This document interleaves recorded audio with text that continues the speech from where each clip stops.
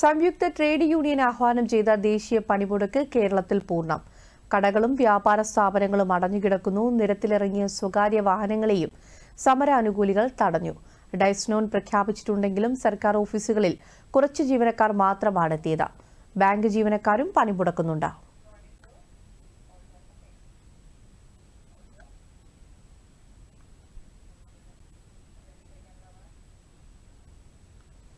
വിശദാംശങ്ങളുമായി PS വിനയയും VS അനന്തുവും ചേരുന്നുണ്ട്.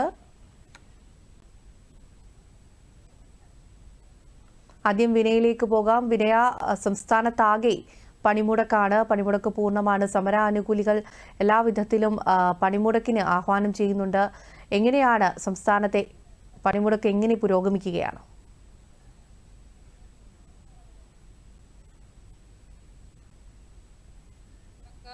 സംസ്ഥാനത്ത് കേരളത്തിലേക്ക് വന്നു കഴിഞ്ഞാൽ അത് ശരിക്കും കേരളത്തിലൊരു ബന്ദിന്റെ ഫലമാണ് ഉണ്ടാക്കിയിരിക്കുന്നത് എന്ന് തന്നെ പറയാൻ കഴിയും. കാരണം കാസർഗോഡ് മുതൽ തിരുവനന്തപുരം വരെയുള്ള 14 ജില്ലകളിലും നോക്കിയാൽ എല്ലാ ജില്ലകളിലും ഉള്ള അവസ്ഥ ഒന്ന് തന്നെയാണ്. സംസ്ഥാന സർക്കാർ, കേന്ദ്ര സർക്കാർ ഓഫീസുകളാണെങ്കിൽ പോലും ഹാജർ നില വളരെയധികം കുറവാണ്. സ്വകാര്യ ബസ്സുകൾ ഇന്നലെയും പണിമുടക്കിലായിരുന്നു. ഇന്ന് പൊതുപണിമുടക്കിന്റെ കൂടി ഭാഗമായി സ്വകാര്യ ബസ്സുകളും ഓടുന്നില്ല. അതോടൊപ്പം തന്നെ സ്വകാര്യ വാഹനങ്ങളിലാണ് ആളുകൾ യാത്രയ്ക്കായി ഉപയോഗിക്കുന്നത്. പക്ഷേ പല സ്ഥലങ്ങളിലും സമരാനുകൂലികൾ സ്വകാര്യ വാഹനങ്ങൾ തടയുന്ന അവസ്ഥയുണ്ടായി. തിരുവനന്തപുരത്ത് മ്യൂസിയം ജംഗ്ഷനിൽ രാവിലെ നിരവധി സ്വകാര്യ വാഹനങ്ങൾ CITU, AITUC പ്രവർത്തകരുടെ നേതൃത്വത്തിൽ തടഞ്ഞിരുന്നു.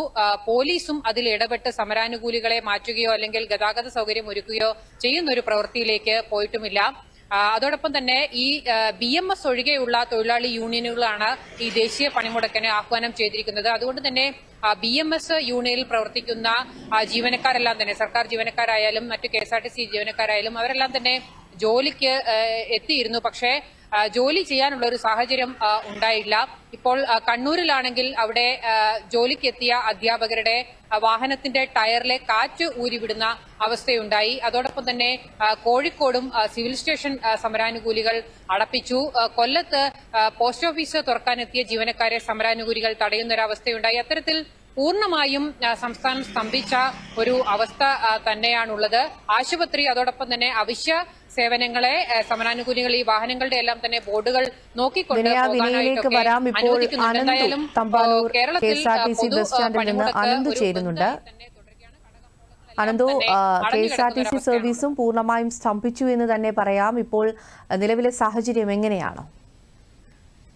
സൈമ, KSRTC ബസ്സുകളുടെ ഒരു സർവീസ് ഇന്ന് പൂർണ്ണമായും തടസ്സപ്പെട്ട ഒരു സാഹചര്യമായിരുന്നു ഈ നിലവിൽ സംസ്ഥാനത്തുണ്ടായിരുന്നത്. സംസ്ഥാനത്ത് കഴിഞ്ഞ ദിവസം ഗതാഗത മന്ത്രി KP ഗണേഷ് കുമാർ പറഞ്ഞത് KSRTC സർവീസുകളെ ബാധിക്കില്ല ഈ സമരം. യൂണിയനുകളൊന്നും തന്നെ ഈ സമരം ചെയ്യാൻ നോട്ടീസ് നൽകിയിട്ടില്ല. അതുകൊണ്ട് തന്നെ നാളെ എല്ലാ സർവീസുകളും പൂർണ്ണമായി നടക്കുമെന്നായിരുന്നു KP ഗണേഷ് കുമാറിന്റെ ഇന്നലത്തെ പ്രസ്താവന. എന്നാൽ അതിനെ നേരെ തകിടം മറിക്കുന്ന ഒരു നിലപാടാണ് ഇന്ന് യൂണിയനുകളുടെ ഭാഗത്തുനിന്നുണ്ടായിരുന്നത്. രാത്രിയോടുകൂടി തന്നെ യൂണിയനുകൾ സമരത്തിനിറങ്ങുന്ന ഒരു കാഴ്ചയാണ് നമ്മൾ കണ്ടത്. രാത്രി ഈ തമ്പാനൂരിലുള്ള ബസ് സ്റ്റാൻഡിലുള്ള ബാത്റൂമുകൾ വരെ അടച്ചുകൊണ്ട് യൂണിയൻ പ്രവർത്തകർ അല്ലെങ്കിൽ സമര അനുകൂലികൾ ഈ സമരത്തിലേക്ക് കടക്കുന്ന ഒരു കാഴ്ചയാണ് കണ്ടത്. രാവിലെ മുതൽ തന്നെ തിരുവനന്തപുരത്ത് നിന്നും KSRTC ബസ്സുകൾ ഒന്നും തന്നെ സർവീസ് നടത്താൻ അവർ അനുവദിച്ചിരുന്നില്ല. സമരാനുകൂലികൾ ഈ സർവീസ് നടത്താൻ തയ്യാറായി എത്തിയ പ്രവർത്തകരെ, ജീവനക്കാരെ പോലും അനുവദിക്കാത്തൊരു സാഹചര്യമാണ് ഉണ്ടായിരുന്നത്. തിരുവനന്തപുരത്ത് നെയ്യാറ്റിൻകരയിലെ ഡിപ്പോയിൽ നിന്നും ഏകദേശം 45ഓളം സർവീസുകൾ ആരംഭിച്ചിരുന്നു. ആ ബസ്സുകൾ തമ്പാനൂരിലേക്ക് എത്തിയപ്പോൾ അവിടെ നിന്ന് തുടർന്ന് പിന്നീട് സർവീസ് നടത്താൻ അനുവദിക്കാത്തൊരു നിലപാടാണ് സമര അനുകൂലികൾ സ്വീകരിച്ചത്. അവരുടെ ട്രിപ്പ് ഷീറ്റ് അടക്കം തിരികെ കൊടുത്തില്ല. സ്റ്റേഷൻ മാനേജർ,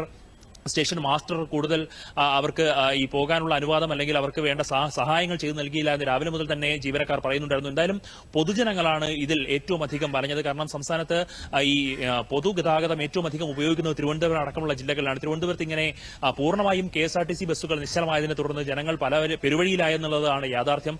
ഈ ട്രെയിനിലെല്ലാം വന്ന് തിരുവനന്തപുരത്ത് ഇറങ്ങിയ ജനങ്ങൾ പിന്നെ മറ്റു സ്ഥലങ്ങളിലേക്ക് പോകാൻ വേണ്ടി എന്ത് ചെയ്യണമെന്ന് അറിയാതെ നിൽക്കുന്ന ഒരു സാഹചര്യമായിരുന്നു. വളരെ കുറച്ച് സ്വകാര്യ വാഹനങ്ങൾ മാത്രമാണ് നിരത്തിലുണ്ടായിരുന്നത്. ഈ ഓട്ടോ അടക്കമുള്ള അല്ലെങ്കിൽ ടാക്സി അടക്കമുള്ള വാഹനങ്ങളും വളരെ കുറവായിരുന്നു. അതുകൊണ്ട് തന്നെ പല സ്ഥലങ്ങളിലേക്കും എത്തിപ്പെടാൻ വളരെയധികം ബുദ്ധിമുട്ടി. KSRTC ഉൾപ്പെടെയുള്ള വാഹന ഗതാഗത സൗകര്യങ്ങളും തടസ്സപ്പെട്ടു എന്നാണ് അനന്തു നൽകിയ വിവരം.